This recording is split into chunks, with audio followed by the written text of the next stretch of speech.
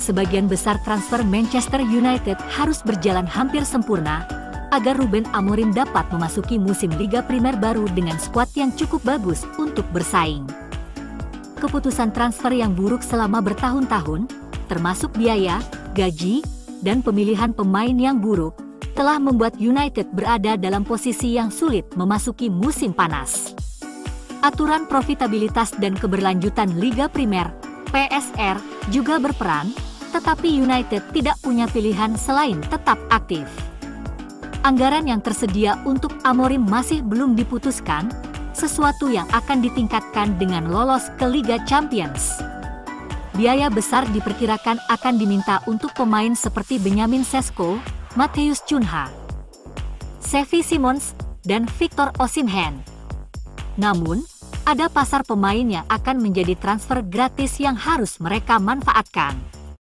Jonny Evans, Christian Eriksen, dan Tom Heaton, semuanya telah menandatangani kontrak dengan United dengan transfer gratis dalam 4 tahun terakhir.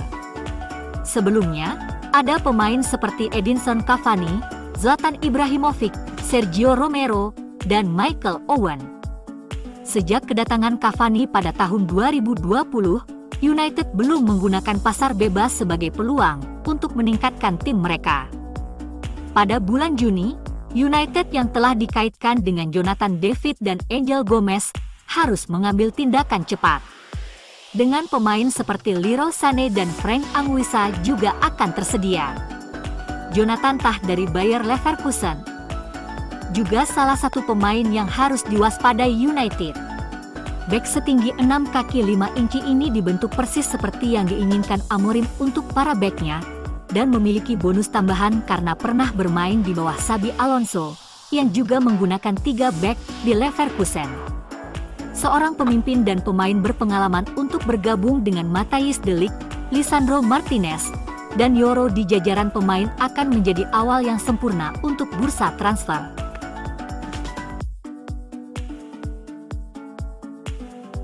Manchester United telah dibayar lebih dari 2,7 juta pound oleh UEFA karena mengizinkan pemain mereka berkompetisi di kompetisi tim nasional. UEFA telah mengonfirmasi lebih dari 900 klub telah menerima pembayaran sebagai bagian dari program manfaat klub. Klub-klub di Inggris menerima total 40 juta pound karena mengizinkan pemain mereka berkompetisi di kompetisi internasional, dengan United dibayar 2,7 juta pound. Pembayaran tersebut terkait dengan siklus turnamen 2020 hingga 2024 termasuk Euro 2024, Nations League 2020, 2021 dan 2022-2023, serta kualifikasi Eropa 2022 hingga 2024. Jumlah tersebut tidak termasuk turnamen Euro 2020 yang tertunda dan berlangsung pada musim panas 2021. Dengan kompensasi yang diberikan secara merata kepada klub. Untuk setiap pemain yang dilepas untuk pertandingan Nations League atau kualifikasi Eropa, ditambah jumlah tetap per pemain per hari selama Euro 2024, UEFA kini telah mengonfirmasi pembayaran yang dilakukan kepada 901 klub terpisah di seluruh Eropa. Tidak hanya dari UEFA, United juga mendapatkan uang dari Liga Primer. Berkat promosi Leeds dan Burnley kembali ke Liga Elit Inggris, sebesar 51 juta pound akan dibagikan merata untuk seluruh klub Liga Primer. Oleh karena itu, Setan Merah akan diuntungkan dari rejeki nomplok yang sebagian karena upaya rival historis mereka di Elland Road.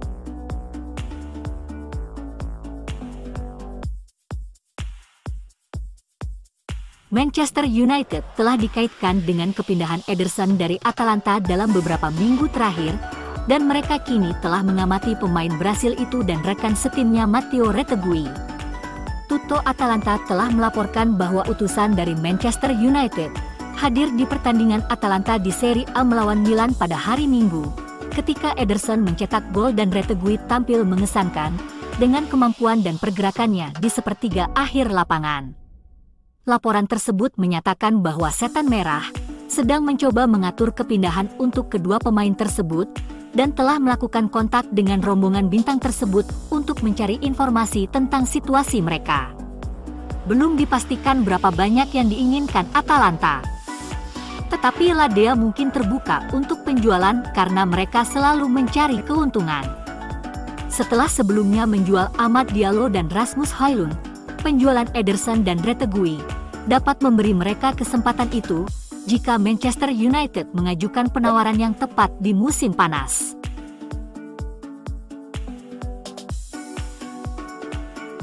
Tyler Fredriksson menjadi pemain muda Manchester United terbaru yang mendapat kesempatan debut seniornya dalam kekalahan Liga Primer dari Wolves.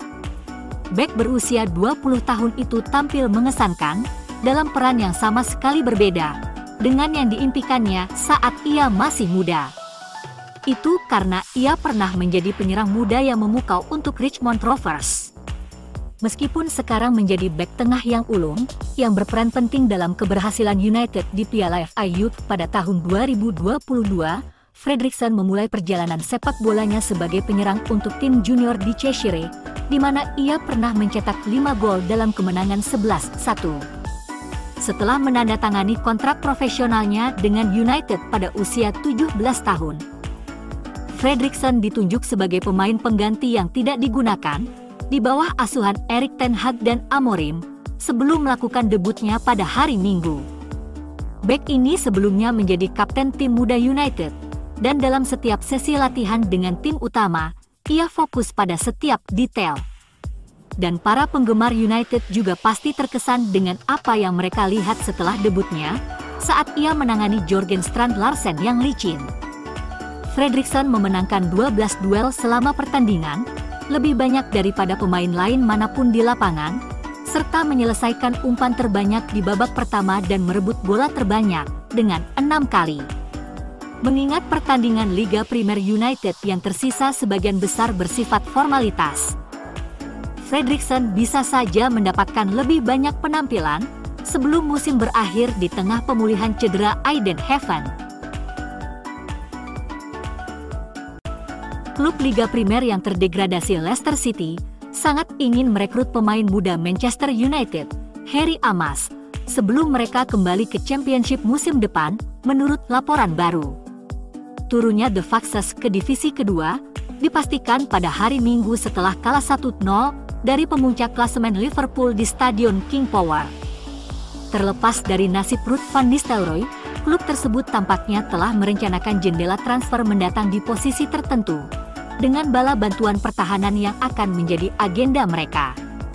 Leicester telah kebobolan 73 gol di Liga Primer musim ini, yang merupakan jumlah terendah kedua di seluruh liga, hanya di atas tim papan bawah dan sesama tim lapis kedua Southampton.